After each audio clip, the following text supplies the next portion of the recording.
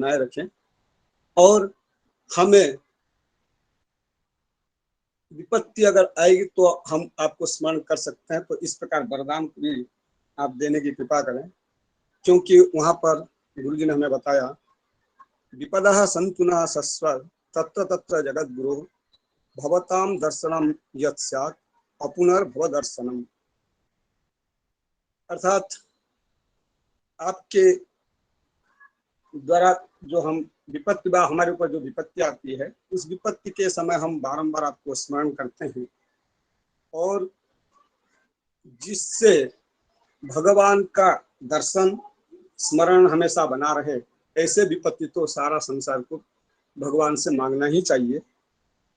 क्योंकि सुख के माथे सील पड़ी हरि हृदय से जाए बलिहारी का दुख की जो पल पल नाम जपाए। तो ऐसा दुख हमें प्राप्त होना चाहिए जिससे हम भगवान का स्मरण कर सकते हैं। उसके लिए गुरु जी ने बताया। और उसके बाद जब भगवान के सारे महिमा को जानती थी कुंती जी, क्यों भगवान का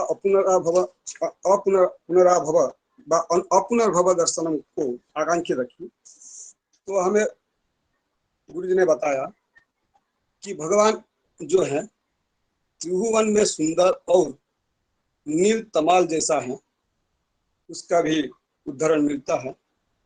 त्रिभुवन कमलम तमाल वर्णम रविकर गौरवराम्बरम दधाने बपुरल ककुलावृताननाब्जम विजय सखे रतिरस्तु में अनवद्या। तो ऐसे माधुर्य युक्त हमारे भगवान श्री कृष्ण जी का ऐसे अवतार का हमें हमेशा दर्शन होते रहे। काल गुरु जी ने गोप्या ददे तयि कृतगसी दाम तावत याते दशाश्रु कलिलांजन संभ्रमाक्षम वक्त्रम निनीय भय भावनया स्थितस्य सा मां विमोहयति भीरपि विजद विभेति। गुरु जी ने इस श्लोक के व्याख्या में कल जो है आचार्य विश्वनाथ चक्रवर्ती जी के बात को लेकर बताया कि जिस समय माँ यशोदा ने भगवान को रस्सी में बांध रही थी, तो उस समय डर के मारे भगवान का मुखमंडल जो है मलिन हो गया था। तो ऐसे डर को देखकर मुझे आप पर मोह उत्पन्न हुआ था। तो इस प्रकार जो बात है, तो उस पर गुरु जी ने बताया कि वहाँ जो भगवान का डर था वो अभिनय मूलक नहीं था, अपितु शाश्वत था। क्योंकि उस संदर्भ में भी अनुकरण मात्र सती अनुकरण मात्र ज्ञाते तस्या मोहो न संभवती थी। गेयम जो विश्वनाथ पाद जी का जो वचन था, उसको भी सुंदर उदाहरण के द्वारा हमें समझाया। और उसके आगे फिर भगवान तो अजन्मा है, भगवान के अजन्मत्व में भी उस समय बताए कि भगवान अजन्मा होते हुए भी अवतार इसलिए लेते हैं क्योंकि उनके जो भक्त होते हैं, उन भक्तों के जस ख्याति को संसार में फैलाना, ये भी भगवान का एक उद्देश्य होता है। जिस प्रकार अच्छे गुरु के सानिध्य में अच्छे शिष्य जब उत्पन्न होते हैं, तो गुरु उनको अपने संपत्ति मानकर ही सारे संसार में उस शिष्य के जस को भी फैलाने का प्रयास करते हैं। तो उस संदर्भ में केचिदाहुरजं जातं पुण्यश्लोकस्य कीर्तये यदु प्रियस्यान्वये मलयस्येव चंदनम। तो इस प्रकार भी वहां पर गुरु जी ने इस श्लोक का जो है व्याख्या हमें बताया। और उसके बाद एक कुछ लोगों के मत को लेकर वहां पर अपने उठाए, जिस प्रकार मलय जो है, मलयाचल पर्वत जो है अपने कीर्ति को फैलाने के लिए मलयाचल में अपना कीर्ति को विस्तार करने के लिए जिस प्रकार उनमें चंदन प्रकट होता है, तो उसी प्रकार भगवान अपने भक्तों में भी भक्तों के जस को भी विस्तार करने के लिए संसार में प्रतिपादन करने के लिए, तो भी प्रतिष्ठित करने के लिए इस प्रकार अवतार को ग्रहण करते हैं। फिर दूसरे के मत को लेकर भी अपरे वसुदेवस्य देवक्याम जाचितो अभ्यगात अजस्तमस्य खेमाय बधाय च सुरदिशाम, अर्थात आपने जो देवी के द्वारा जाचित थी, अर्थात देवी की द्वारा मांगी गई थी, जो वरदान दिए थे देवी जी को पूर्व जन्म में, तो उसके लिए भी आपका यहाँ पर अवतार हुआ है। और इसके पीछे जो रहस्य है, क्योंकि यदा यदा ही धर्मस्य, इस भगवत गीता के श्लोक के उदाहरण देते हुए गुरु जी ने ये बताया था कि संसार का कल्याण भी करना है, और जो द्वेषी है संसार के विनाशकारी जो तत्व हैं उनका भी नाश करना, व असुरों का नाश करना, ये भी एक दायित्व है। तो इस प्रकार गुरु जी ने इन 3 श्लोकों का व्याख्या हमें विश्वनाथ जी के मत से तथा हमारे श्रीधर स्वामी जी के मत को, कहीं कहीं बंशीधर स्वामी जी के मत को लेकर भी प्रकट किया। हम तो एक छोटे व्यक्ति हैं जो कि हमें भागवत पर इतने ज्ञान नहीं था, किंतु गुरु जी के आशीर्वाद से हमें कुछ पढ़ने लिखने का मौका मिल रहा है, और वही हमारे सदगुरु हैं जिनके प्रेरणा से हम आज इस स्थिति में पहुंचे हैं। तो मैं श्री गुरु जी के श्री चरण में प्रणाम करते हुए आज के कथा को आगे पाठ्यक्रम को आगे चलाने के लिए मैं उनके श्री चरणों में दंडवत प्रणाम करते हुए उनसे निवेदन करता हूँ कि आज की कथा को प्रारंभ करें और हमें इस भागवत ज्ञान की भाषा से थोड़ा मुक्त करें। इसी के आशय से मैं गुरु से निवेदन करता हूँ, बारंबार निवेदन करता हूँ, प्रणाम करता हूँ। प्रणाम प्रणाम। ओम अज्ञानतिमिरान्धस्य ज्ञानाञ्जनं शलाकया चक्षुरुन्मिलितं येन तस्मै श्रीगुरवे नमः। श्रीचैतन्यमनोभीष्टं स्थापितं येन भूतले स्वयं रूपः कदा मह्यं ददाति स्वपदान्तिकम्। वन्देऽहं श्रीगुरो श्रीयुतपदकमलं श्रीगुरो वैष्णवांश्च श्रीरूपं साग्रजातं सहगणरघुनाथान्वितं तं सजीवं साद्वैतं सावधूतं परिजनसहितं कृष्णचैतन्यदेवं श्रीराधा कृष्णपादान् सहगणललिता श्रीविशाखान्वितांश्च। हे कृष्ण करुणा सिंधो दीनबंधो जगत्पते गोपेश गोपिका कांत राधा कांत नमोस्तुते। तप्त कांचन गौरांगी राधे वृंदावनेश्वरी वृषभानुसुते देवी प्रणमामि हरिप्रिये। नमो महावदान्याय कृष्ण प्रेम प्रदायते कृष्णाय कृष्ण चैतन्य नाम्ने गौरत्युषे नमः। वाञ्छाकल्पतरुभ्यश्च कृपा सिन्धुभ्यैव च पतितानां पावनेभ्यो वैष्णवेभ्यो नमो नमः। जय श्री कृष्ण चैतन्य प्रभो नित्यानंद श्री अद्वैत गदाधर श्रीवासादि गौरभक्त वृंदा। हरे कृष्ण कृष्ण कृष्ण हरे हरे हरे राम राम राम हरे हरे। नमो ओं विष्णुपादाय कृष्ण प्रेष्ठाय भूतले श्रीमते भक्तिवेदांत स्वामिन्निति नामिने। नमस्ते सारस्वते देवे गौरवाणी प्रचारिणे निर्विशेषा शून्यवादी पाश्चात्य देशतारिणे। यं ब्रव्रजन्तमनुपेतमपेतकृत्यं द्वैपायनो विरहकातर आजुहाव पुत्रेति तन्मयतया तरवोभिनेदुस्तं सर्वभूतहृदयं मुनिमानतोऽस्मि। नारायणं नमस्कृत्य नरं चैव नरोत्तमं देवीं सरस्वतीं व्यासं ततो जयमुदीरये। सायंकालीन इस सत्र में उपस्थित समस्त संत जनों, वैष्णव जनों, भक्त जनों, श्रीमद् भागवत कथा रस पिपासु सुधी जनों के चरणों में मैं बारंबार विनीत प्रणाम निवेदन करता हूँ एवं आप सबके निरंतर हम लोगों के उत्साह को बढ़ाने के हेतु सभी के चरणों में पुनः पुनः कृतज्ञता ज्ञापन करता हूँ। हमारे प्रिय मित्र श्री प्रोफेसर विष्णुपद महापात्र जी ने कल की कथाओं का संक्षेप से निरूपण किया। कुछ लोगों को तो मालूम है और कुछ लोगों को मालूम नहीं। आप दिल्ली में संस्कृत केंद्रीय संस्कृत विश्वविद्यालय में नव्य न्याय में प्रोफेसर हैं और बहुत विधि पूर्वक आपने नव्य न्याय शास्त्र जो अति जटिल शास्त्र माना जाता है उसका आपने कुछ हम लोगों के साथ अध्ययन किया और कुछ बनारस में आपने अध्ययन किया और अभी निरंतर शास्त्र अध्ययन में लगे हुए हैं।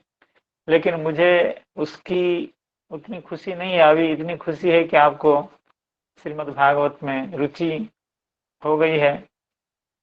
आप कथा को निरंतर सुनते हैं एवं उसका चिंतन करते हैं, तो ये बहुत हर्ष की बात है। इससे भगवान खुश होते हैं। आपके ऊपर तो खुश होते हैं, हम लोगों के ऊपर भी खुश हो जाते हैं। किसी भी व्यक्ति को भगवान की ओर उन्मुख कर पाना और स्वयं उन्मुख होना, ये बहुत बड़ी बात होती है। भगवान बहुत खुश होते हैं। तो ऐसे तो आप शुरू से ही भक्त हैं, लेकिन श्रीमद् भागवत में जो रुचि है वो कुछ अलग चीज है। इसका रसास्वादन अत्यंत विलक्षण है।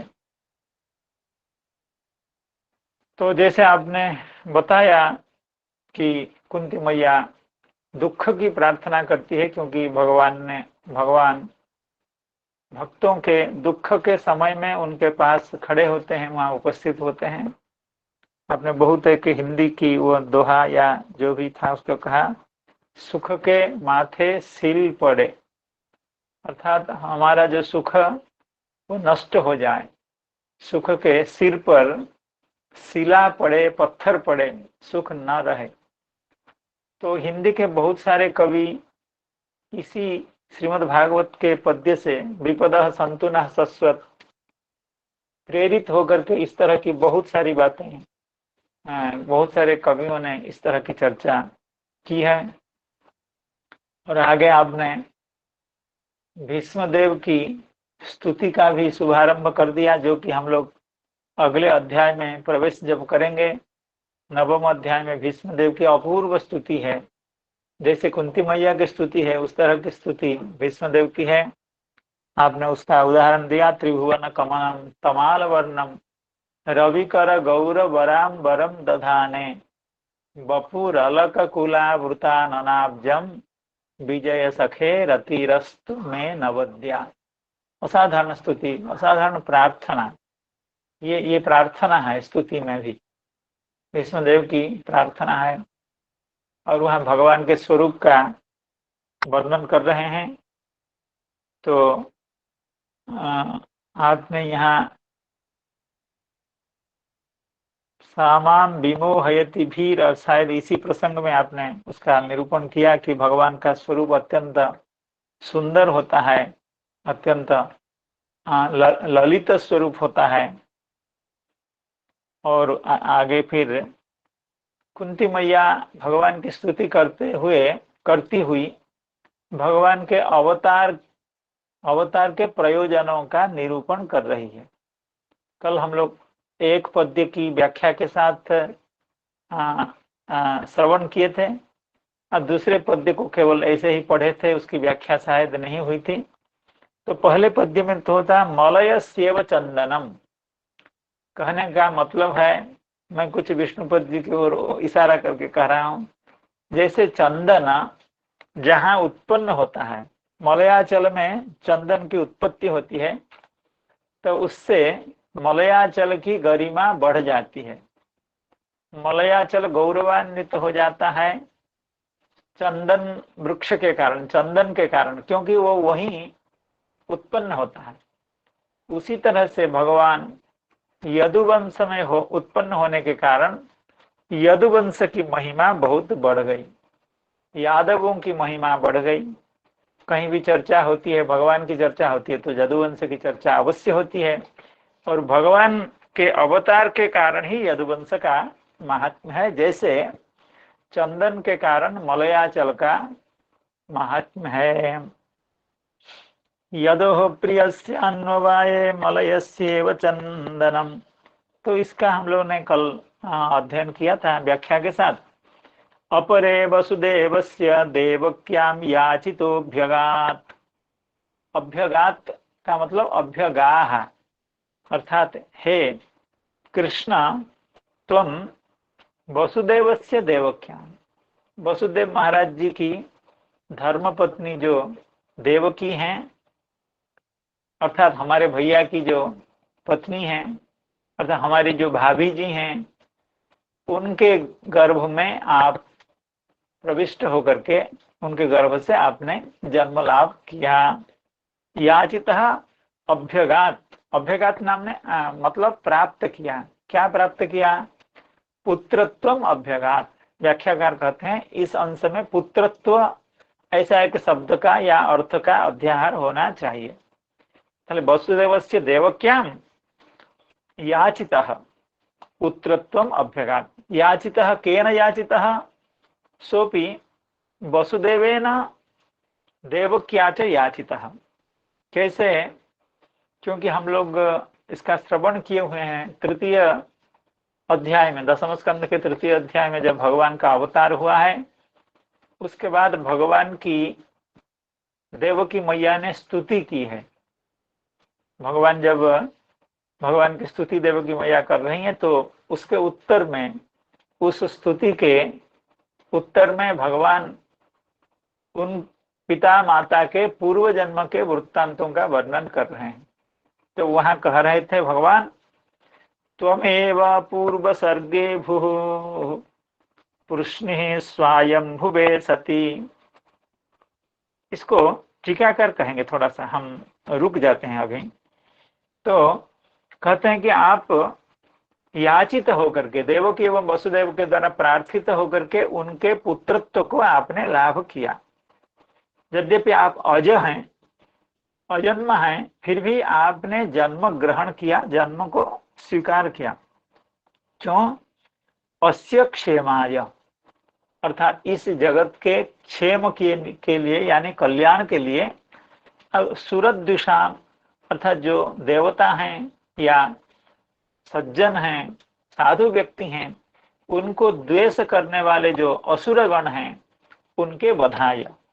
अर्थात इस श्लोक में, इस अंश में, अर्थात अस्य क्षेमाय वधाय च सुरद्विषाम, यहाँ भगवान के अवतार का जो जिस प्रयोजन की बात कही गई है, वह प्रयोजन गीता में स्पष्ट रूप में है, यदा यदा ही धर्मस्य। तो इसकी व्याख्या में श्रीधर स्वामीपाद कह रहे हैं, तथा वसुदेवस्य देवक्यां भार्यायां अजह एव त्वम अभ्यगात। आप अज होने पर भी, यद्यपि आप अजन्मा हैं, वेदों में, शास्त्रों में सब जगह भगवान को अजह कहा गया है, लेकिन आपका यह वैशिष्ट्य है कि आप बहुधा विजायते, अर्थात भगवान अज होने पर भी बहुधा विजायते। क्या है श्रुति?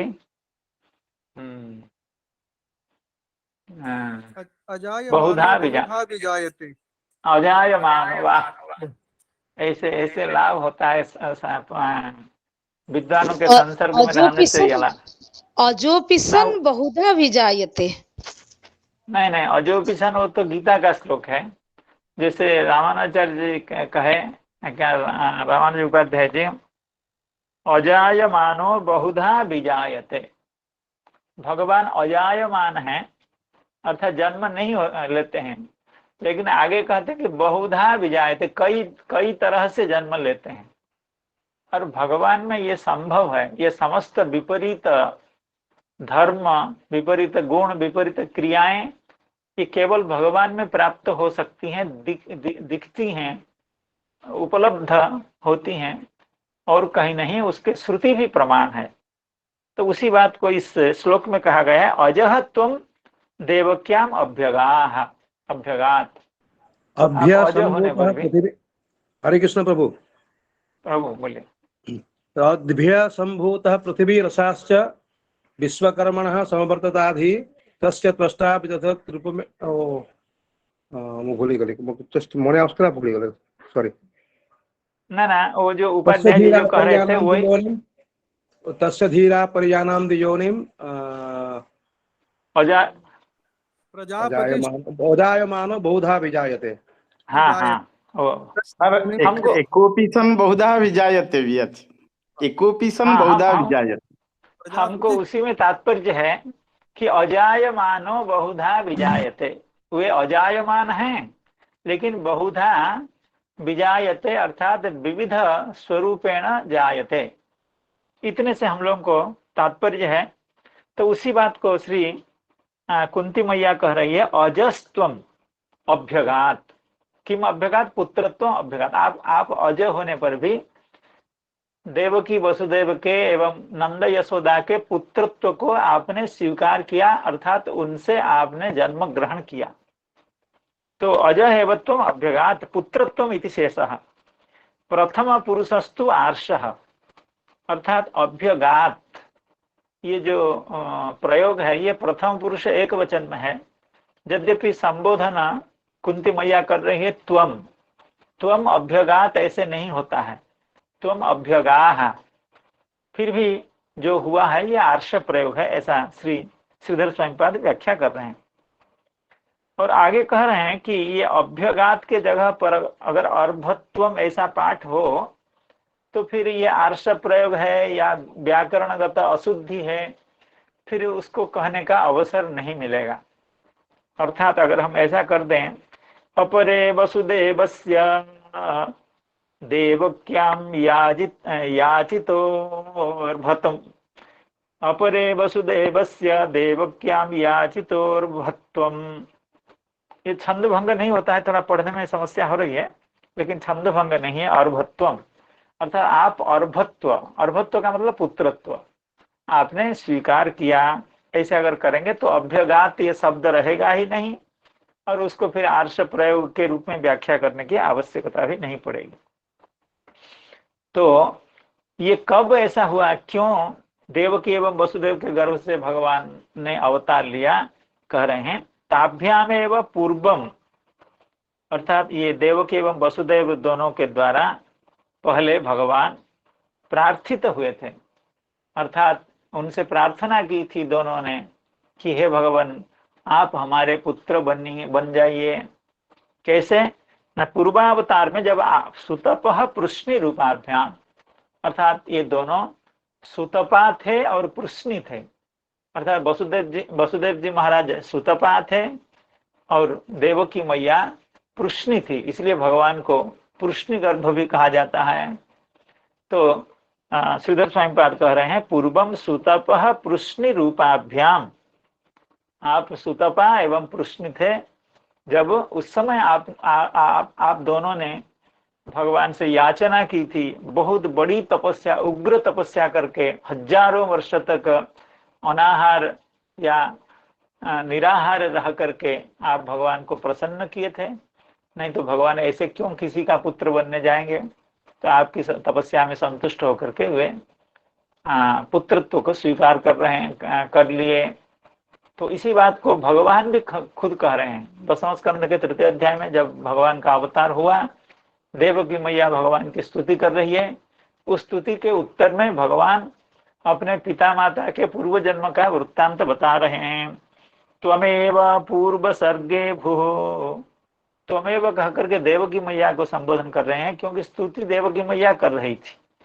त्वमेव पूर्व सर्गे भूः पृश्निः स्वायंभुवे सती, मतलब स्वायंभुव मनवंतर में तुम पुरुषनी थी, और तदायम सुतपा नाम, तदा अयम, और ये तुम्हारे साथ जो खड़े हैं तुम्हारे पति यानी हमारे पिताजी, ये तो सुतपा नाम प्रजापति रकलमशः, ये प्रजापति थे, अर्थात ये प्रजाओं के कल्याण के लिए तपस्या कर रहे थे, प्रजाओं का पालन कर रहे थे और अकलमश थे। इनके हृदय में कोई कालुष्य, कोई पाप नहीं था, और हमारे प्रति अगाध भक्ति, अगाध प्रीति तुम दोनों की थी। इसीलिए मैं तुम दोनों के पुत्रत्व को स्वीकार करने का निश्चय किया, और उसका परिणाम यह है। इसी बात को श्रीधर स्वामीपाद कह रहे हैं। तो अज है, चक्रवर्ती पाद इस पर कह रहे हैं। चक्रवर्ती पाद का कोई भी एक भी शब्द अलग से नहीं है, जो श्रीधर स्वामीपाद की व्याख्या है उसको हु बहु उसी को ही चक्रवर्ती पाद लिखे हैं। केवल मैं रीडिंग कर देता हूं। श्री चक्रवर्ती पाद के कृपा प्राप्त करने के लिए, अजह एव त्वम अभ्यगात पुत्रत्वमिति शेषः, प्रथम पुरुषस्तु आर्षः, अर्भत्वमिति पाठः सुगमः, ताभ्यामेव पूर्वं सुतपः पृश्निरूपाभ्यां याचितः सन् अस्य जगतः क्षेमाय अपरे वसुदेवस्य देवक्यां याचितोऽभ्यगात्, अजस्त्वमस्य क्षेमाय वधाय च सुरद्विषान्, भारावतारणायान्ये भुवो नावैवो दधौ, सीदन्त्या भूरिभारेण जातो ह्यात्मभुवार्थितः, भारावतारणायान्ये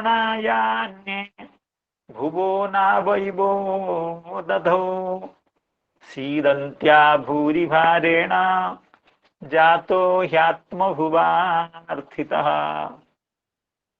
जब बहुत लोग मिलकर के प्रार्थना करते हैं तब भगवान अवतीर्ण होते हैं, क्योंकि भगवान के अवतार में पहले तो पुरुषनी एवं सुतपा की तपस्या, उनकी प्रार्थना, और अगले श्लोक में कुंती मैया कह रही हैं आत्मभुवा अर्थितः। आत्मभू यानी स्वयंभू, यानी श्री चतुर्मुख ब्रह्मा। आत्मभुवा तृतीया एक वचन, अर्थात ब्रह्मणा अर्थितः, ब्रह्मा जी ने भी आपके अवतार की प्रार्थना की थी। तो उनकी प्रार्थना को सुन करके आपने इस अवतार का ग्रहण किया। आत्मभुवा अर्थितः जातः, आत्मभू के द्वारा, ब्रह्मा जी के द्वारा आप अर्थित होकर के यहाँ जात हुए हैं।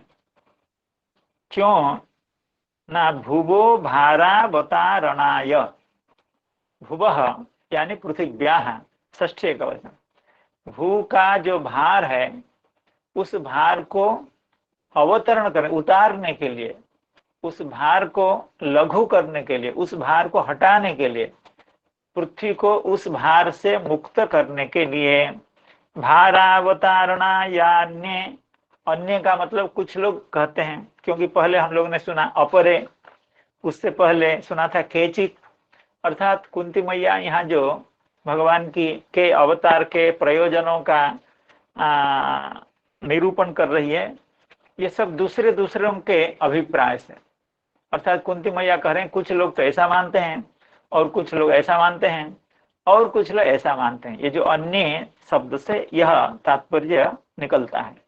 भारावतारणायान्ये भुवो नावइवो दधौ, सीदन्त्यः भूरिभारेण, तर्हि भूरिभारेण सीदन्त्यः भुवः भारावतारणाय, अर्थात भूरी भार से, अर्थात कंसादि, दुर्योधनादि जो असाधु व्यक्ति हैं, उनका जो अत्याचार है, उस अत्याचार से आक्रांत वही भार है, पृथ्वी का वही भार है। अर्थात जनसंख्या बढ़ जाना कोई भार नहीं है। मनुष्य की संख्या, पशु पक्षियों की संख्या बढ़ जाने से पृथ्वी में भार नहीं होता है। भार होता है जब मनुष्य दुराचार हो जाता है, कदाचार हो जाता है, असदाचार हो जाता है, शास्त्र विरुद्ध आचरण करता है, शास्त्र निषिद्ध कर्मों का अनुष्ठान करता है, तब पृथ्वी को भारा की महसूस होती है। तो भूरी भारेण सीदंत्या, तो जब राजा लोग राजवेश में राक्षस हो गए थे, वेश और स्वरूप उनका राजा का था, लेकिन उनका व्यवहार राक्षसों का व्यवहार, असुरों का व्यवहार हो गया था। तो उससे भाराक्रांत जब भू हो गई थी, पृथ्वी हो गई थी, भूरी भारेण सीदंत्याः, सीदंत्याः का मतलब क्लिश्यन्त्याः,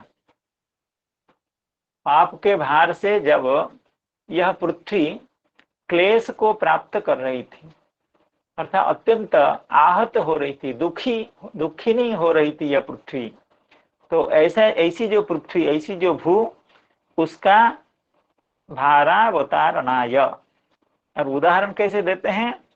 उदधौ नावः इव, अर्थात समुद्र में जब डूबती हुई नौका को जैसे उद्धार किया जाता है, अगाध समुद्र में डूबती हुई नौका को जैसे उद्धार किया जाता है, उसी तरह से पाप के भार से आक्रांत एवं अत्यंत व्यथित जो पृथ्वी है, उसके भार का अपनोदन करने के लिए आप अवतार ग्रहण कर रहे हैं, आपने अवतार लिया इस जन्म में। तो यहाँ पर जो उदाहरण दिया गया है, उदधि नावः, नावः ये भी षष्ठी एकवचन है, अर्थात नावः इव, अर्थात नौका का भार हरण करने के लिए। लेकिन ये सीदंत्याः, यह जो विशेषण है, ये केवल उपमेय में घटित होता है। उपमेय है पृथ्वी और सीदंत्याः क्लिश्यन्त्याः। नाव के लिए सीदंत्याः ऐसा नहीं कहा जाता है। और दूसरी बात है, जब नौका डूब जाती है तो उस समय इस तरह से कोशिश नहीं की जाती है उससे भार हटा लिया जाए, नौका के भार को हटा करके नौका की रक्षा नहीं की जाती है। यहाँ कहने का तात्पर्य है कि समुद्र में जैसे नौका डूब जाती है, उसी तरह से भार से आक्रांत होकर के, भूरी भार से आक्रांत होकर के पृथ्वी क्लिश्यमान हो रही थी, क्लेश का अनुभव कर रही थी, उससे भार उतारने के लिए आपने अवतार लिया। लेकिन सीदंत्याः इस शब्द का एक अर्थ श्री विजय ध्वजाचार्य करते हैं आसन्न मज्जनायाः। सीदंती, इसका अर्थ सामान्य अर्थ तो ऐसा है कि क्लिश्यन्ति, जो क्लेश का अनुभव कर रही है, लेकिन सीदंत्याः अगर इसका अर्थ आसन्न मज्जनायाः, अर्थात जिसका मज्जन, जिसका डूब जाना अत्यंत आसन्न हो, अभी डूबने ही वाली हो नौका, तो इस तरह का अर्थ करने से यह नावः इसका भी विशेषण हो जाएगा। तो अभी डूबने वाला जो नाव है, नौका है, उसमें अगर भार ज्यादा हो, भार के कारण वह अगर डूबता हो, तो वहां भी भार का अवतरण, भार को उतारना, यह बात संगत होती है। इसलिए यह जो विशेषण है, ये जो प्रयोजन है भारावतारणाय, और जो विशेषण है सीदंत्याः, ये दोनों नाव के पक्ष में भी संगत हो सकते हैं। जातो ह्यात्मभुवार्थितः, आत्मभू के द्वारा अर्थित होकर के, प्रार्थित होकर के आप इस जन्म में अवतार आपने लिया है। श्रीधर स्वामी पाद कह रहे हैं आत्मभुवा इति ब्रह्म प्रार्थनस्य प्राधान्य विवक्षया। देखिए, जब ब्रह्मा जी प्रार्थना कर रहे थे तो वहां अकेले ब्रह्मा जी नहीं थे, वहां महादेव जी भी थे, अन्य देवगण भी थे, और साक्षात पृथ्वी माता भी गई थी। सभी जाकर के तत्र गत्वा जगन्नाथम देवदेवम वृषा कपिम पुरुषम पुरुष सुक्तेन उपतस्थे समाहितः। अर्थात सभी देवताओं के साथ ब्रह्मा जी वहां प्रार्थना कर रहे थे, लेकिन मुखिया थे ब्रह्मा जी, इसीलिए उनका उल्लेख है आत्मभुवा अर्थितः। वहां क्या कहा गया है? ब्रह्मा तदुपधार्याथ सह देवैस्तया सह जगाम सत्रिनयन स्थिरम क्षीरपयोनिधे। जब देवता एवं पृथ्वी आकर के ब्रह्मा जी से पृथ्वी के भार का निवेदन किया सबने, तो ब्रह्मा जी सभी को लेकर के क्षीर पयोनिधि, क्षीर समुद्र के तट पर जाकर के भगवान की प्रार्थना कर रहे हैं। ब्रह्मा तदुपधार्या था, ब्रह्मा उनकी बातों को सुन करके देवे ही तया सह, अर्थात देवताओं के साथ, और तया सह यानी पृथ्व्या सह जगाम सत्रिनयन, और त्रिनयन के साथ महादेव जी को लेकर भी गए थे। तत्र गत्वा जगन्नाथम देवदेवं वृषा कपिम पुरुषम पुरुष सुक्तेन उपतस्थे समाहितः। अर्थात भगवान की काफी स्तुति ब्रह्मा जी ने की। भगवान का एक विशेषण है, भगवान देवदेव हैं और भगवान जगन्नाथ हैं, भगवान वृषाकपि हैं और भगवान पुरुष हैं। तो वृषाकपि शब्द का अर्थ केवल एक बार स्मरण कराने के लिए उसका मैं उच्चारण कर देता हूं। वर्षति कामान आकंपयति क्लेशानिति वृषाकपि ही। वृषाकपि शब्द का अर्थ हुआ कि जो भक्तों की कामना का वर्षण करते हैं एवं भक्तों के क्लेशों को कंपित करते हैं, अर्थात अस्थिर कर देते हैं, तोड़ देते हैं, नष्ट कर देते हैं, भगा देते हैं, ऐसे भगवान हैं वृषाकपि। तो उनकी स्तुति ब्रह्मा जी ने की थी देवताओं के साथ। तो उसी बात को कहती हुई कुंती मैया कह रही है, जातो ह्यात्म भुवान अर्थितः भारावतारणायान्ये भुवो न वैभो दधौ सीदन्त्या भूरि भारेण जातो ह्यात्म भुवान अर्थितः। तो श्रीधर स्वामीपाद की ज्यादा व्याख्या नहीं है। आत्मभुवा इति ब्रह्म प्रार्थनस्य प्राधान्य विवक्षया, विवक्षया मतांतरम, ये मतांतरम क्या हो गया?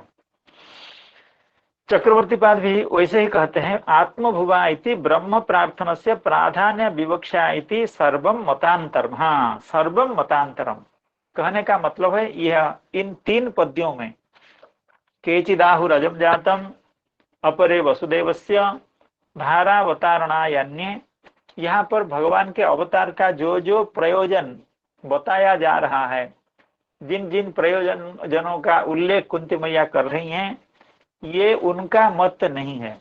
अर्थात भगवान के अवतार का यह सब प्रयोजन उनके मत में नहीं है, दूसरे दूसरे लोग भगवान के अवतार का इतना प्रयोजन गिना रहे हैं।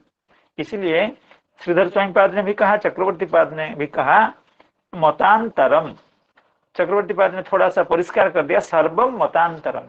ये जो जितनी बातें बताई गई हैं तीन पद्यों में, ये सब मतांतर है, अर्थात दूसरे लोगों के, दूसरे विद्वत जनों के, भक्त जनों के मत हैं, लेकिन मेरा मत तो कुछ दूसरा ही है। हे मैया, आपका क्या मत है, आप सुनाइए। भवेस्मिन् क्लिश्यमानानाम् अविद्या काम कर्मभिः श्रवण स्मरणाधानि करिष्यन् इति केचन। भवेस्मिन् क्लिश्यमानानाम् अविद्या काम कर्मभिः श्रवण स्मरणाधानि करिष्यन् इति केचन।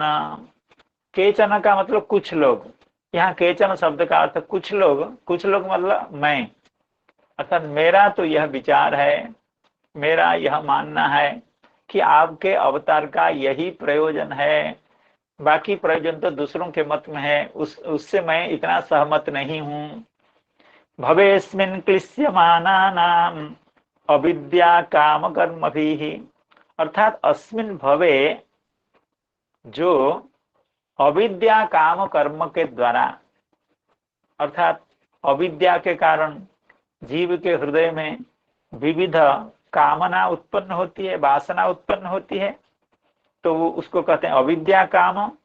और अविद्या काम के कारण वो कर्म करता है, अर्थात अविद्या से उत्पन्न है जो काम, काम से उत्पन्न है जो कर्म, कर्म का ये जो जंजाल है, जाल है, जो बंधन है, उस कर्म भी अविद्या काम कर्म भी क्लिश्यमाना, प्रत्येक व्यक्ति, प्रत्येक प्राणी, चींटी से लेकर के ऊंट तक, बड़े बड़े हाथी और बड़े बड़े जंतु, जलचर, थलचर, नभचर जो भी हो, ये सब अपने प्रारब्ध कर्म के कारण इस संसार चक्र में बार बार भ्रमण कर रहे हैं। पुनरपि जननम पुनरपि मरणम पुनरपि जननी जठरे शयनम इति संसारे स्फुटतर दोषः कथमिह मानव तव संतोषः। संसार का सबसे बड़ी बीमारी तो यही है कि बार बार हम लोगों को इस संसार में आना पड़ता है, जाना पड़ता है, आते हैं जाते हैं, लेकिन इसका कोई समाधान कर लेना चाहिए, लेकिन हम लोग करते नहीं है, कर नहीं पाते हैं। तो अविद्या काम कर्म भी क्लिश्यमाना, तो इतने बेचारे लोग इस संसार में कष्ट को प्राप्त करते हैं, कई तरह के कष्ट, हाँ, आध्यात्मिक, आधि भौतिक, आधिदैविक, उसमें भी उसका भेद है, उसका भेद है। कष्टों की गिनती क्या की जाए, असंख्य वेदनाओं से जर्जरित जो प्राणी है, मुख्य रूप से मनुष्य है, उसको कुछ अच्छी चीज सुनने के लिए और कहने के लिए और सोचने के लिए चाहिए। अच्छी चीज, कुछ हितकर चीज, कल्याणकर कोई पदार्थ उसको श्रवण के लिए, मनन के लिए, कुछ कहने के लिए चाहिए।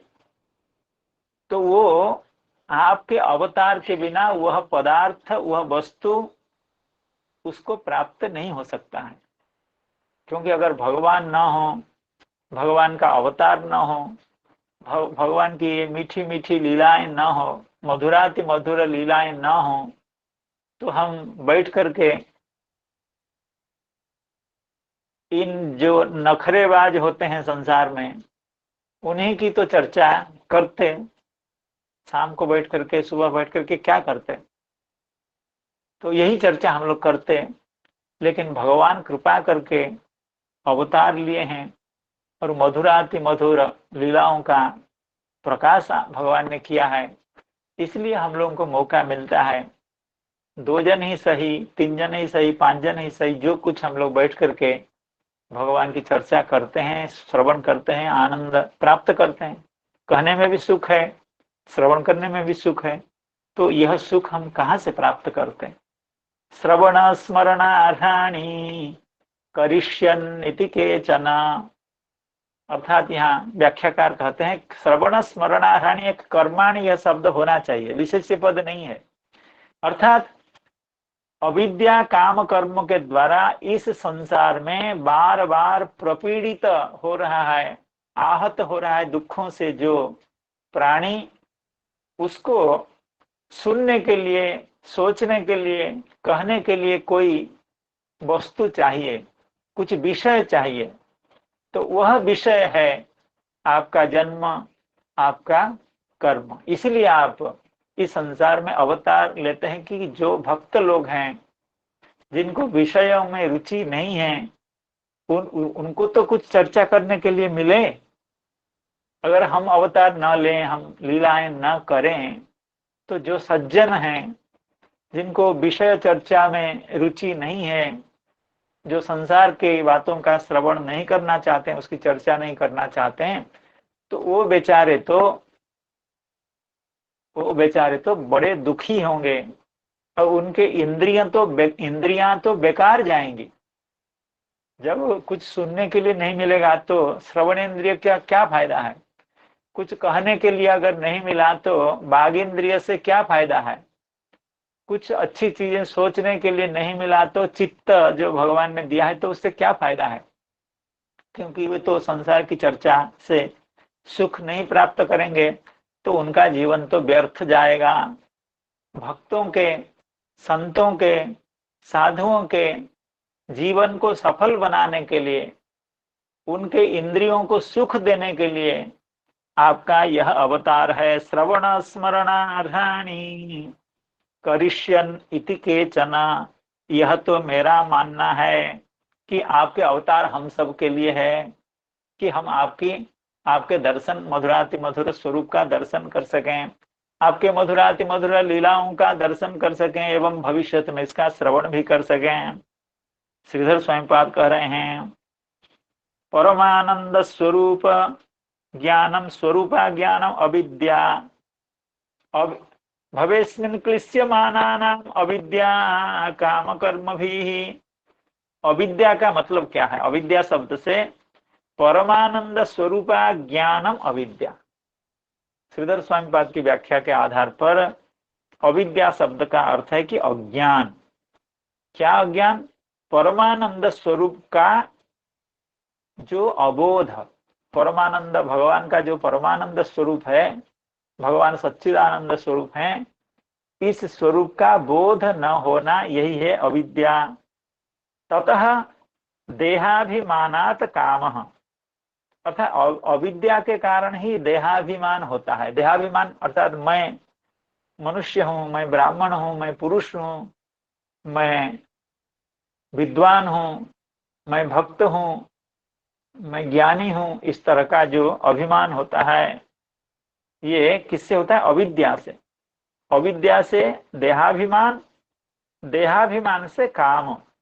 देह को जब खुद मानता है, स्वयं मानता है, अहम मानता है, तब उसके हृदय में कामनाएं उत्पन्न होती। काम ततः कर्मान, कामना होने से ही वो कर्म में प्रवृत्त होता है। ते ही क्लिश्यमानाना, तो स्वरूप का अज्ञान है अविद्या। अविद्या से देहाभिमान होता है, देहाभिमान से कामना उत्पन्न होती है, कामना से वो विविध कर्म करता है, कर्म करते ही वो फंस जाता है।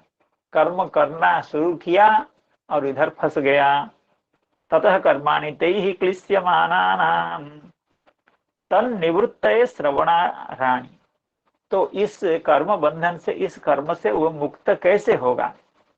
ना भगवान की कथाओं का जब श्रवण करेगा, मनन करेगा एवं अपनी बाघ इंद्रिय से उसका वर्णन करेगा, समस्त इंद्रियों से भगवान के साथ जब वो संबंध स्थापित करेगा, जिन इंद्रियों का जड़ वस्तुओं के साथ संबंध स्वाभाविक है, उन इंद्रियों को भगवत संबंधी वस्तुओं के साथ उनका संबंध स्थापित करना, यही तो भक्ति है। तो जब ऐसा वो करने लगेगा, हृषिकेण हृषिकेश सेवनम भक्ति रुच्यते, समस्त इंद्रियों से भगवान के रूप रसादि का आस्वादन करना, यही भक्ति है। तो वो तब कर पाएगा जब आप अवतीर्ण होंगे एवं लीला करेंगे। तन्निवृत्तये श्रवण स्मरणार्हाणि कर्माणि करिष्यन्निति, ये श्रीधर स्वयंपाद की व्याख्या है। श्री चक्रवर्ती पाद इस पर कह रहे हैं स्वमतम आह। चक्रवर्ती पाद सीधे कह देते हैं ये कुंती मैया का मत है, अर्थात भगवान के अवतार का जो प्रयोजन इतने सारे बताए गए, उसमें इस श्लोक में जिस प्रयोजन की बात बताई जा रही है, वह प्रयोजन कुंती मैया के मत से है। उनका यही मानना है। स्वमतमाह अविद्या अज्ञानम ततः कामः ततः कर्माणि तैहि क्लिश्यमानानां सांसारिकाणामपि प्रेम भक्ति सिद्ध्यर्थमेव कर्माणि करिष्यन् क्लेश निवृत्तिस्तु आनुषंगिकी। उत्तर श्लोके पदाम्बुज दर्शनस्यैव श्रवणादि फलत्वोक्ते तद्दर्शनं तु प्रेम लभ्यमेव। श्री चक्रवर्ती पाद यहाँ कोई विशेष बात कह रहे हैं, कुछ नई बात कह रहे हैं। नई बात ये है कि क्लिश्यमानानाम अविद्या काम कर्म भी क्लिश्यमानानाम, अविद्या काम कर्म भी क्लिश्यमानानाम तन्निवृत्तये, अर्थात क्लेश निवृत्ति के लिए भगवान के लीलाओं का श्रवण स्मरण आदि की बात श्रीधर स्वयंपाद कह रहे हैं। अर्थात भगवान के चरित्रों का, लीलाओं का, जन्म का श्रवण करने से क्लेश निवृत्ति होगी। अर्थात कर्म के कारण जो क्लेश होता है, विविध कर्म करने से, सांसारिक कर्म करने से जीव को जो क्लेश होता है, उस क्लेश की निवृत्ति होती है। चक्रवर्ती पाल कहते हैं कि ना, ऐसा नहीं है क्या? क्लिश्यमानानाम सांसारिकाणाम अपि। देखिए, क्लिश्यमान तो सब हैं, जो भी संसार में आया है वो क्लिश्यमान है। कोई तन का दुखी, कोई मन का दुखी, आध्यात्मिक दुख, आधिदैविक दुख, आधिभौतिक दुख, कोई ना कोई दुख सभी को लगा हुआ है। लेकिन जो सांसारिक हैं, अर्थात जो संसार में आसक्त हैं, कुछ लोग तो संसार के प्रति आसक्त नहीं है, वो भी दुख का भोग कर रहे हैं। लेकिन जो संसार के प्रति आसक्त हैं, जिनका दुख कुछ ज्यादा है, सांसारिका नाम अपनी प्रेम भक्ति सिद्ध्यर्थमेव, अर्थात भगवान के कथाओं का श्रवण करने से, उनका मनन करने से, भगवान के लीलाओं का श्रवण करने से क्या होता है? प्रेम भक्ति की प्राप्ति होती है। ये केवल संसार निवृत्ति के लिए या संसार क्लेशों का विनाश करने विनाश ही इसका फल नहीं है। भगवत कथा श्रवण का फल संसार की निवृत्ति, संसार दुखों से छुटकारा, यही फल नहीं है। इसका फल तो है भगवत प्रेम। क्योंकि सही में जब भगवान की कथा बार बार हम लोग सुनते हैं तो भगवान से कुछ न कुछ नाता तो हो ही जाता है, भगवान के साथ एक संबंधन तो बन ही जाता है। तो वही प्रेम जो पंचम पुरुषार्थ है, जो सर्वश्रेष्ठ पुरुषार्थ है, मोक्ष से भी बढ़कर के भी जो पुरुषार्थ है, उस पुरुषार्थ की प्राप्ति होती है भगवान के कथा श्रवण मनन आदि से। प्रेम भक्ति सिद्ध्यर्थमेव कर्माणि करिष्यन्। भगवान इसलिए कर्म करते हैं कि जो सांसारिक जीव हैं, जो विषयी जीव हैं, उनके हृदय में भी कथा श्रवण करते करते करते करते धीरे धीरे धीरे धीरे भगवान के प्रति प्रेम उत्पन्न हो। यह प्रयोजन है भगवान के अवतार का। करिष्यन्, तो फिर प्रेम भक्ति तो उनको प्राप्त हो जाए, लेकिन हमको तो क्लेश निवृत्ति चाहिए, हमको तो जो समस्या है उससे निवृत्ति चाहिए। प्रेम भक्ति की बात तो वो तो बाद की बात है, तो हमारे क्लेश निवृत्ति तो हो। कहते हैं कि क्लेश निवृत्ति कौन सी बात है? वो तो अत्यंत तुच्छ चीज है क्लेश निवृत्ति। क्लेश निवृत्ति तो ऐसे ही हो जाती है। कैसे? क्लेश निवृत्तिस्तु आनुषंगिकी। जब भगवत प्रेम प्राप्त हो जाता है तो क्लेश आसपास रहता नहीं है, क्योंकि बार बार इसकी चर्चा हुई है। आदो श्रद्धा, ततो साधु संगो, अथ भजन क्रिया, ततो अनर्थ निवृत्ति। अनर्थ निवृत्ति से बढ़कर के आज 2-4 स्टेप आगे हैं प्रेम। आसक्ति, रुचि, रति और भगवत प्रेम। तो प्रेम प्राप्त होते होते क्लेश निवृत्ति तो हो ही जाती है। अर्थात ये संसार निवृत्ति, क्लेश की निवृत्ति, ये तो आनुषंगिक फल है। भगवत प्रेम जिसको मिलता है उसको तो यह मिल ही जाता है। अर्थात जब हम दुकान से कोई बहुत अच्छी दामी क्या सस्ते का जो मोबाइल खरीदते हैं, तो उसका जो कवर है वो तो ऐसे ही मिल जाता है, उसके लिए अलग प्रयास करने की जरूरत नहीं है। वो कवर भी मिलता है, उसके अंदर और एक भी कवर मिलता है, ये सब अपने आप मिल जाता है। हमको मोबाइल का अगर पैसा दे दिया है तो वो कवर, उसका जो आवरण है, उसका जो ढक्कन है, वो जो डिब्बा है, वो मिल ही जाएगा। तो सबसे सुंदर चीज जो है भगवत प्रेम, वो अगर भगवान के कथा श्रवण से मिल जाता है भगवत प्रेम, तो यह जो चीज है संसार निवृत्ति, क्लेशों से निवृत्ति, वो तो अपने आप, वो तो भूसा जैसे है जब, तो वो अपने आप मिल जाता है। कर्माणि करिष्यन् क्लेश निवृत्तिस्तु आनुषंगिकी। चक्रवर्ती पाद इसको इतना जोर दे करके, इतने विश्वास के साथ क्यों कह रहे हैं? कह रहे हैं कि उत्तर श्लोके पदाम्बुज दर्शनस्यैव श्रवणादि फलत्वोक्ते है तद दर्शनम तो प्रेम लभ्यम एव।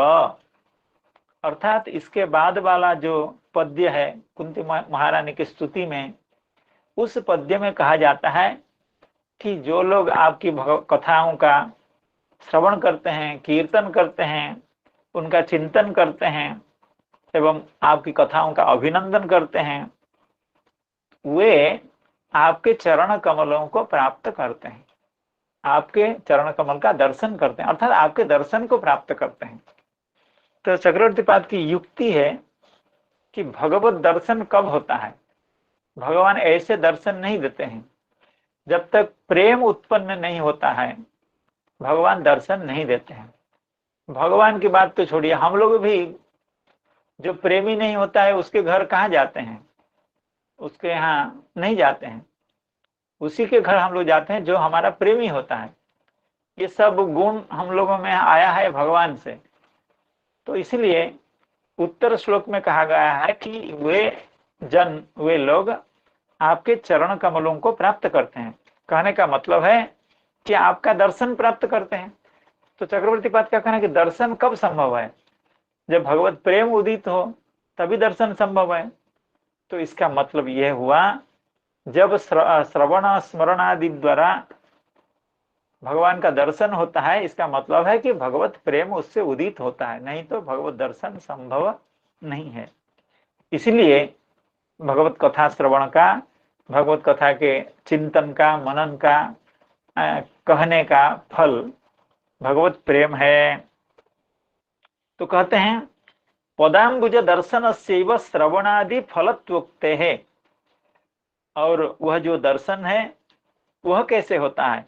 वो दर्शन तो प्रेम लभ्यम एवं, प्रेम से ऊपर की अवस्था है। जो पंचम पुरुषार्थ है भगवत प्रेम, उससे ऊपर की अवस्था है कि भगवान दर्शन दें, भगवान के चरण कमलों का सुदर्शन हम लोगों को प्राप्त हो।